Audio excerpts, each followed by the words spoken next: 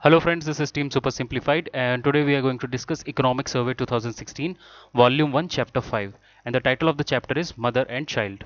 So before starting, let me brief you first of all what are we going to discuss here so that you have a rough outline picture in mind before you start and you can fill colors as we move on and you get more information. So economic survey actually argues that a healthy child will become a productive worker in future and contribute to the economy. Hence, state intervention to ensure his good health today is actually an investment in country's own future. And only a healthy mother can give birth to a healthy child. So investment in maternal health is also imperative. But this is not a eureka moment for us. We know this from long. We have not known this from the economic survey, right? We know this from long. But still we have not made enough progress in this direction. So why is that? Obviously because there are some challenges. So we will discuss those challenges also. Then later in the chapter we will discuss about the importance of sanitation and how issues like open defecation nullify the steps we take to improve healthcare ecosystem in the country. And we will also look at India's international ranking in open defecation and comparison with neighboring countries. And we will also have a look at the programs like Swachh Bharat Mission, etc. This is actually a small chapter and a fairly easy topic to understand. So let's get started. In order to reinforce the importance of women and child in your mind, I would like to draw your attention to the Millennium Development Goals. Two of the 8 Millennium Development Goals actually dealt with child and women healthcare issues. The Goal 4 for child care and Goal 5 for maternal health, right? So this is the seriousness with which these issues are seen internationally, and that is why Economic Survey has dedicated a full chapter on this particular topic. Okay, so this was the background. Now let's get started with the actual chapter. So chapter 5 actually starts with a big question. The question is, in order to maximize India's long run economic growth, where should the government invest? So this is a very crucial question. Now Economic Survey also provides the answer for that. Economic Survey argues that we should invest in maternal and early life health and nutrition programs. And why is that? Because first of all these programs are actually low cost. Okay? And another reason is high return on investment. So low cost and high return of investment. So cost benefit ratio is very good.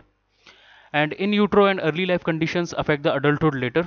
So your worker productivity later at the later stages will be decided by their health in the childhood days, right? So that is why the government should positively intervene in the early life conditions.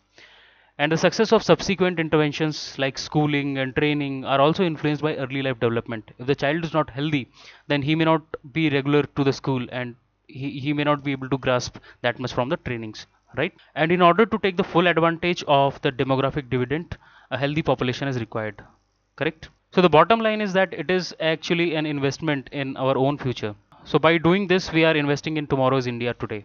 So according to economists, human capital is the most valuable resource which a country can have. And the study of historical statistics of the developed countries show that with better maternal and infant health at the takeoff stage of the economy resulted in a faster economic growth over subsequent 20 years. Okay, this is what we have experienced. So that is why our belief is again reinforced that the government should positively contribute to these two sectors. And since human capital is the most valuable resource, government is investing in the programs like skill development, right? To skill the workforce, to improve the quality of the human capital. But tomorrow's worker is today's child or fetus, correct? And his early childhood health will decide the cognitive development and future potential of the child, correct? So how successful your Skill India program will be depends on how healthy your child population is, correct?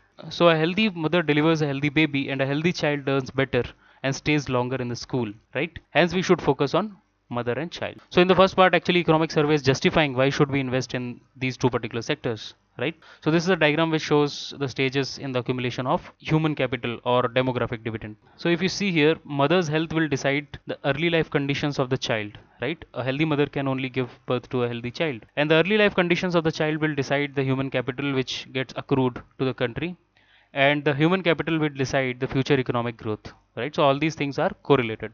Now where the government can intervene, government can either intervene at the later stages, for example by providing midday meal, schooling, all those things, right to education act, all those are intervention at a later stage. But economic survey says that these interventions will not be successful unless and until you are intervening at the earlier stages where you improve the maternal and child health, because the cognitive development of the child happens in the starting 5 years and how he performs later actually depends on his health during these 5 years, right? Now in this diagram we are studying the historical statistics of some countries and we are trying to understand how the investment at the time of takeoff of the economy resulted in a better economic growth, right?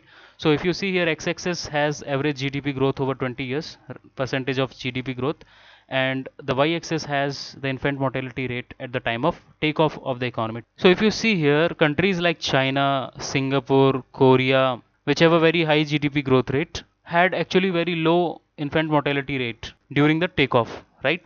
And if you come on this side of the graph, then you have these countries like Rwanda, Mali, Uruguay, right? So these countries are having a very low GDP growth. And economic survey says that is because they were having very high infant mortality rate during the takeoff stage of the economy. So this is a correlation. So that is why we should bring infant mortality rate down in order to have a better GDP growth rate in the future. So economic survey also says that this is actually a low hanging fruit. This is easier to achieve than the other targets which we are setting for ourselves because of the following reasons. First of all, it has a very high return on investment. So returns to investment appear highest for the programs that target young children and in utero health. Okay, because we are contributing only till the initial 5 years of their age, and in their adulthood these children will become productive workers who will contribute positively to the economy, right? So that is why there is a high return on investment, and these interventions are also cheaper. So programs targeting younger children also appear relatively cheaper. For example, iodine supplementation is relatively cheaper compared to improving teacher quality or redesigning institutions to raise school accountability, and also it arguably requires less service delivery capacity from the state. So this is easier to achieve. That is what it is trying to reinforce.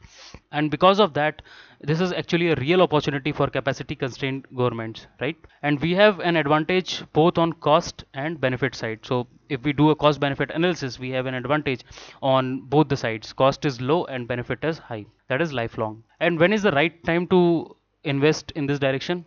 The time is now, because India's working age population share will continue to rise till 2035 2040, meaning that India has another 25 years, that is one more generation to exploit this dividend, right? After that again the decline will start. And the bottom line is that demography is an opportunity, not a destiny, and an opportunity by just being there does not do any good to us. We have to tap it and convert it into visible results and fruits for the society. Otherwise it is just a possible advantage which may get wasted if we don't invest and make progress in this direction now.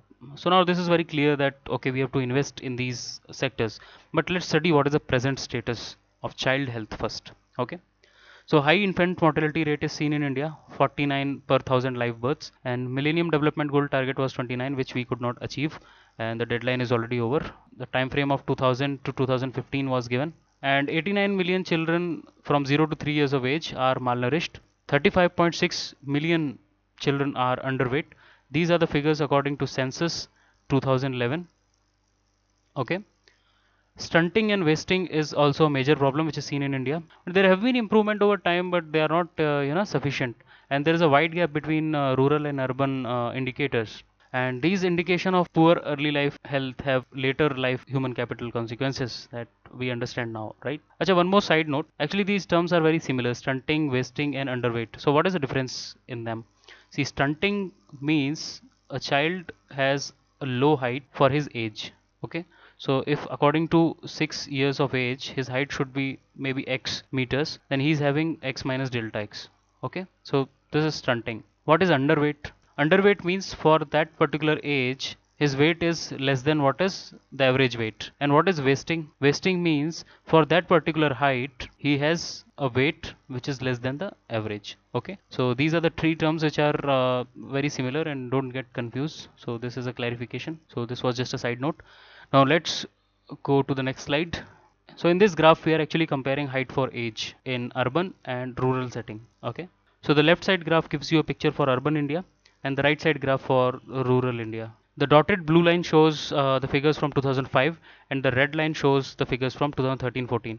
So you can see here we have definitely improved in both urban and rural areas, but the problem is the gap between urban and rural. If you see the gap between these two lines, this red line and this red line, then you have a gap, right? So this is what the gap we are talking about. So there is a wide gap between the height for a particular age in urban and rural areas. And why is height that important? According to economic survey and according to research, height is actually directly related with the cognitive development. Okay, so stunting actually means that there will be effects, negative impacts on the cognitive development of the child as well, right? So that is why height is very important indicator. Now let's come to the second area, the present status of maternal health. So let's see some facts. The facts are that maternal mortality rate in India is 140 for 1 lakh live births, which is very high. And again, we have not achieved the Millennium Development Goal in this direction also.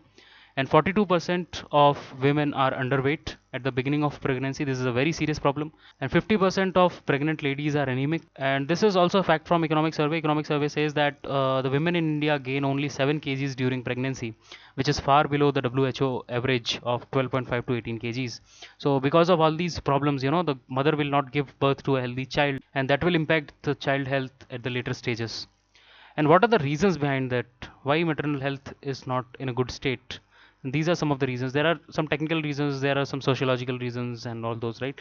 So first reason is the poverty and lack of resources. That is quite obvious.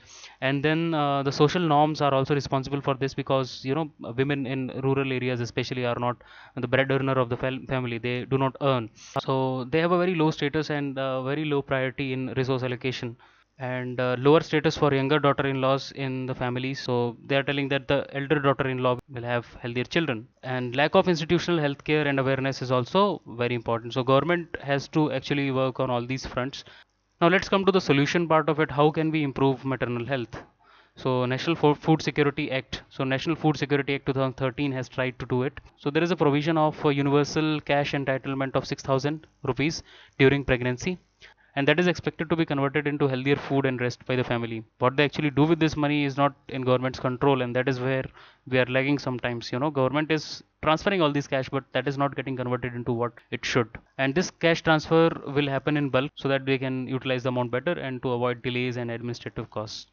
And government is also working in the area of education and awareness. So for example, it is spreading awareness about the importance of breastfeeding. If you remember, there were a lot of ads which are coming in television on the importance of breastfeeding in the initial years of the child, right?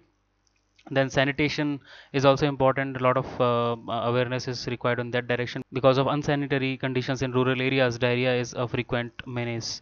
And which virus causes diarrhea? Rotavirus, right? And Rotavac is the vaccine which is used for this.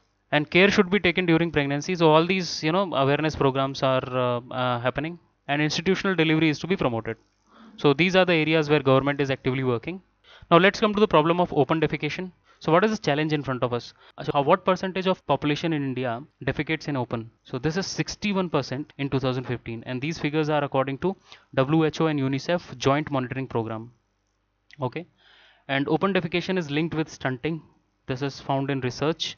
So open defecation leads to stunting, and stunting leads to lower cognitive and physical development of the child. This we have seen, because height is directly related with the cognitive development of the child. So what are the challenges here? Why are we not able to improve this situation? There are several reasons for that. First one is the people with functional toilets also go in open. So that is one of the challenges. Even if you build toilets, people are not using them. And then this is because of the behavioral issue, and also related to the toilet design, because the types of toilets which are promoted by WHO have a problem. So these types of toilets promoted by WHO and Government of India have pits to be emptied every few years, and there are cultural issues and running cost.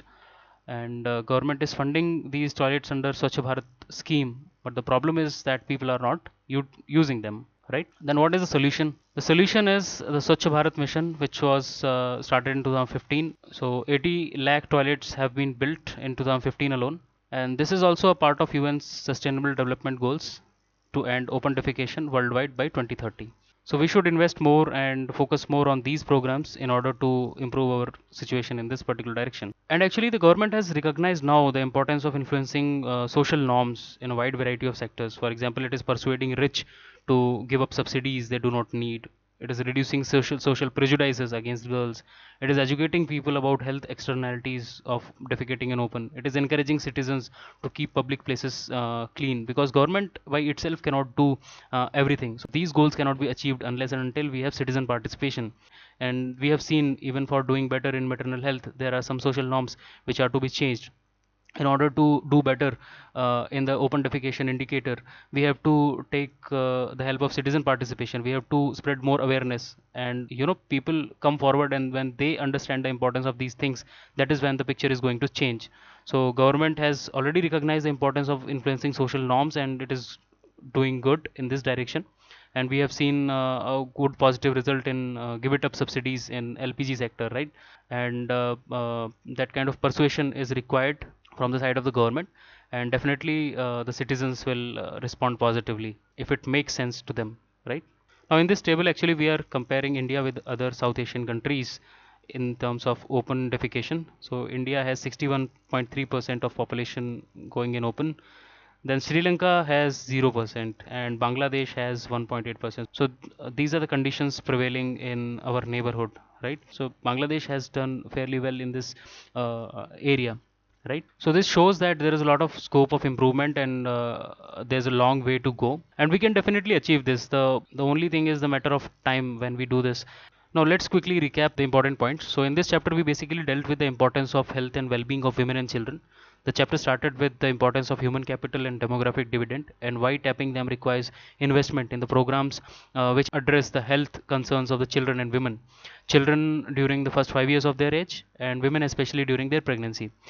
Then we looked at the experiences from developed economies from times when they were in the same developmental stage of economic evolution as we are today, and what benefits they have received by investing in child and maternal health during the takeoff stage of their economy. And we found a positive correlation, right? And then we tried to understand the present status of India with respect to these two issues.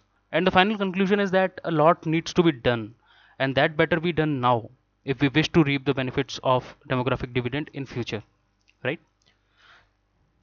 So that's all guys, that's all from my side. If you like this video, please do like, comment, subscribe and share. And actually a lot of energy and time is invested in bringing these lectures to you, so we request you to kindly spare a few moments and please subscribe to the channel, hit the like button, and please do comment on the videos and let us know how do you feel about these lectures, and are they really helpful to you, or you want any changes, right? And if you have any topic in mind, then please let us know. We will try to take it up in the coming sessions. So thank you, see you soon, bye bye.